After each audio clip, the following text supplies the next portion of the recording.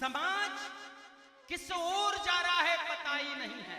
इसलिए व्यास जी महाराज जानते थे कि कलयुग में वाणी और आचरण में भेद होगा।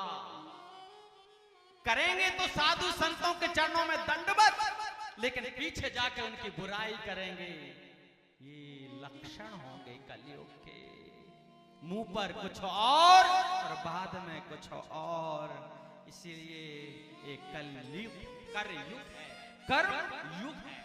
तो इसलिए उन्होंने श्रीमद् भागवत महापुराण लिखा। इसको श्रवण करने से मानसिक शारीरिक तापों का नाश होता है।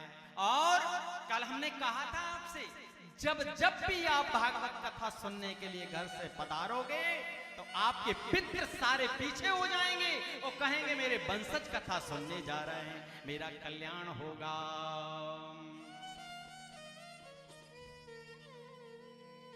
दूध वाले भैया कह रहे थे महाराज जी बेटा सो रहा है।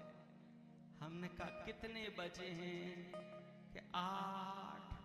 क्यों सो रहा है? कि मदिरा के मद में मस्त है। गुंजारी की कथा, भागवत कथा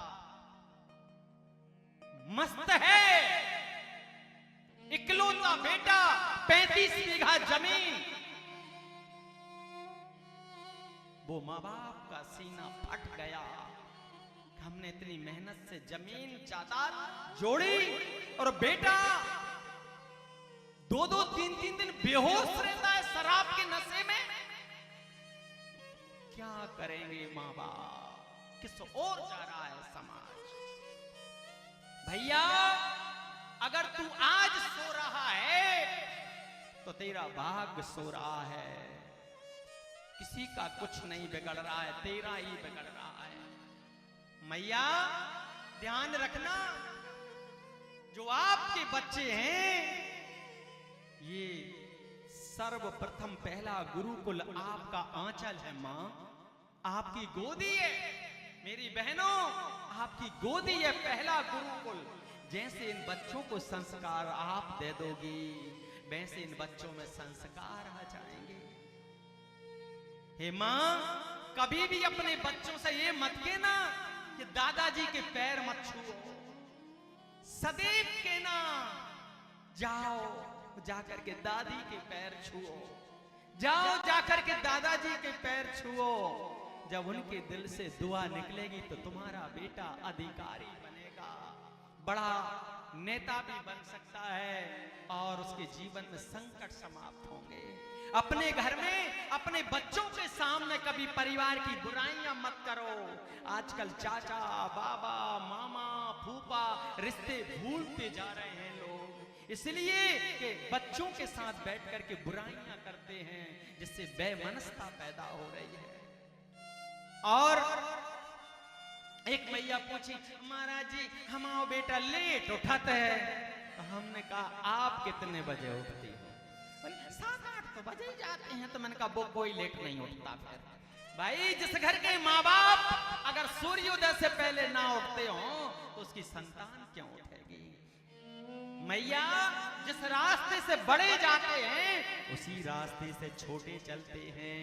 दादाजी बीड़ी पी रहे हैं तो बेटा सिगरेट जरूर पिएगा। और हमने उन दादाजी से पूछा दूध वाले भैया से तुमने कभी शराब पी क्या? बोले पहले पीते थे, हमें तो गुरु महाराज ने शराब छुड़वा दी, अब नहीं पीते हम। तो हमने कहा वही खून में असर है, जो माँ बाप करेंगे वही बेटा करेंगे। तो ध्यान रखना मैया, बच्चे जब स्कूल जाएं क्या कहना है बच्चों से? बेटा श्री सीताराम। तो बच्चा कहेगा सीताराम। और स्कूल में जाने के लिए जैसे ही बच्चे को टाई बांध रही हो तो कहियो बेटा राधे राधे। स्कूल जाओ, बच्चे रिक्शा ऑटो में पिताजी के साथ कैसे ही बैठ जाएं और आप हाथ हिलाओ, बेटा सीताराम, हाथ नहीं हिलाना है ऐसे। लेकिन आजकल एक प्रचलन चल रहा है टाटा। मैया कर रही है बेटा बाय बाय। नर्सरी की क्लास से जब तक बच्चा बड़ा नहीं हो जाता तब तक वो यही सुनता है माँ बाप से, बेटा बाय बाय, बेटा टाटा। अब बड़ा हुआ बच्चा, गोरी मैम मिल गई, ब्याह हो गया, तो उसने भी कह दिया mummy papa tata bye bye, और तुम रहो घर में अकेले, और वो लेके चले बढ़िया शहर में रहेंगे कि माँ बाप कहाँ के वृद्धाश्रम, चले जाओ, ये तुम्हारा घर नहीं है। तो ये सिखाया किसने? आपने सिखाया।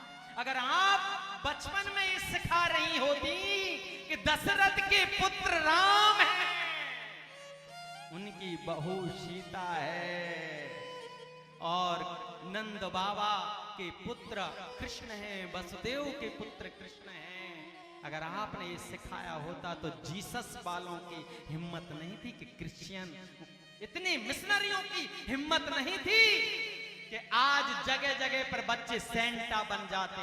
ये सेंटा बनाने वाली माताएं सनातन आप हैं, इसलिए जिंदगी में सेंटा मत बनाओ बच्चों को, अपने बच्चों को राम बनाओ, अपने बच्चों को कन्हैया बनाओ।